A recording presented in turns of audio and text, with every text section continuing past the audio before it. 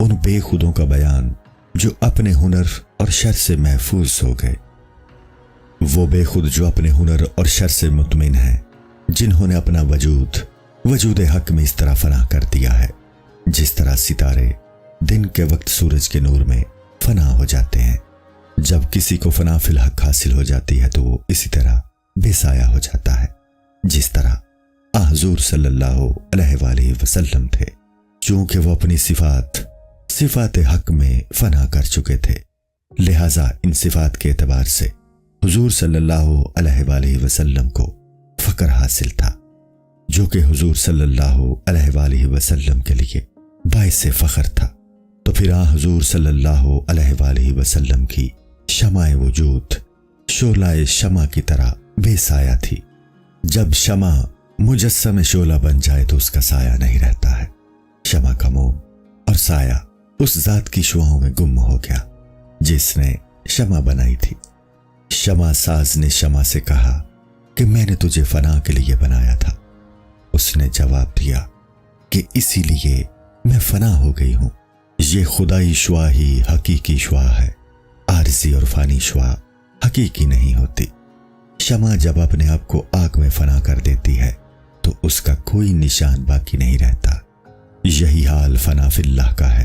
نور جان اور نور شمع میں یہ فرق ہے کہ شمع کا نور شمع کے وجود سے وابستہ ہے۔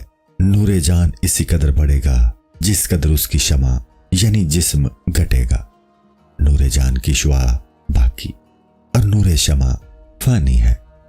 نور جان ربانی شعلہ سے منور ہے جو ہمیشہ قائم و دائم ہے۔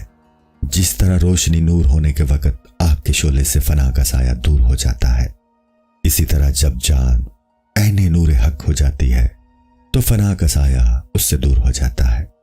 ابر میں چونکہ کثافت ہے، اس کا سایہ ہوتا ہے۔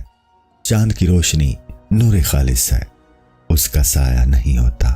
جب چاند مقام فنا حاصل کر لیتی ہے تو اس کی کثافت دور ہو جاتی ہے اور وہ چاند کی روشنی کی طرح بن جاتی ہے۔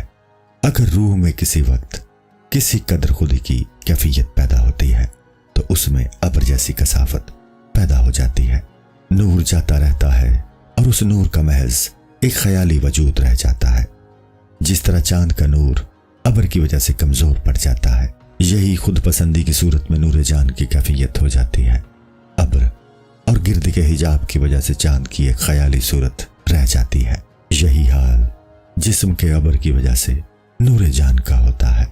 یہ اللہ کا کرم ہے کہ تن پروروں کو اس نے اپنا دشمن قرار دیا، حالانکہ ان کے خدا کے دشمن ہونے کی کوئی وجہ نہیں، کیونکہ ان کی خدا سے دشمنی متصور نہیں ہو سکتی۔ وہ تو دراصل مومنین کے دشمن ہیں۔ چاند پر گرد و غبار کا کوئی اثر نہیں ہوتا، وہ تو محض دیکھنے والوں کی آڑ ہے۔ ابر دیکھنے والوں کا دشمن ہے کیونکہ ان کی نگاہ سے چاند کو چھپا دیتا ہے۔ یہ ابر ہماری نظر میں ایک خوبصورت چیز کو بدنما بنا دیتا ہے، لیکن چاند کو کوئی نقصان نہیں پہنچا سکتا۔ اللہ نے ہمارے دشمن کو اپنا دشمن قرار دے کر ہماری عزت افزائی کی ہے۔ عالم کے تمام تعینات کا وجود مطلق کا سایہ اور عکس ہے۔ ابر پر چاند کی روشنی پڑنے سے گو اسے چاند کی ہمرنگی حاصل ہو جاتی ہے، لیکن یہ عارضی ہوتی ہے۔ جب قیامت میں صرف ذات باری تعالیٰ باقی رہ جائے گی تب سب کو یقین آ جائے گا کہ دوسری چیزوں کا وجود محض عارضی تھا۔ وہ چیزیں جن سے انسان دنیا میں فائدہ اٹھاتا ہے دائیا کی طرح ہیں، اصل تو ماں ہوتی ہے جو ہمیشہ گود میں رکھتی ہے۔ ذات باری بھی ہمارے لیے مثل ماں کے ہے۔ مظاہر کے ذریعے ظاہر کا جلوہ گو بالواسطہ ہو سکتا ہے، لیکن اگر بلا واسطہ تعلق قائم ہو سکے تو بہتر ہے۔ لیکن اگر ذات سے بے واسطہ استفادہ کرنا ہی ممکن نظر آئے تو ایسے شیخ کے ذریعے ہونا چاہیے جو باقی باللہ ہو، تاکہ وہ حجاب نہ بن سکے۔ وہ اپنی ذات کے لحاظ سے فانی ہو، جیسے انبیاء علیہ السلام اور اولیاء رحمت اللہ علیہم ہوتے ہیں۔ ایسی شخصیات بندے اور اللہ کے درمیان پردہ نہیں ہوتی، بلکہ پردے کو چاک کرنے والی ہوتی ہیں۔ شیخ کامل ایسے ابر کی طرح ہوتا ہے جو آسمان کا ہم رنگ ہو چکا ہو۔ حضور صلی اللہ علیہ وآلہ وسلم نے معجزہ دکھایا کہ بارش ہو رہی تھی، لیکن ابر نظروں سے غائب تھا۔ جب عاشق مکمل صبر اختیار کر لیتا ہے تو اس کے جسم کی بھی یہی حالت ہو جاتی ہے۔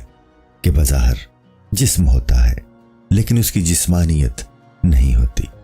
مور نے کہا، میرے پر دوسروں کو لطف اندوز کرتے ہیں اور میرے دشمن ہیں۔ دوسروں کے لطف کی خاطر جان قربان کرنا بے وقوفی ہوتی ہے۔